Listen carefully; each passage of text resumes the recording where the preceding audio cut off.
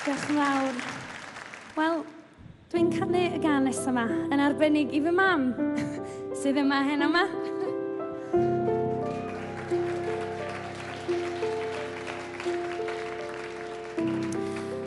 Mae mam wedi bod yn ddylanwad arbennig ar mywyd i ac yng ngyrfa fi yn ogystal a bod yn ffrind dwi eisiau crio.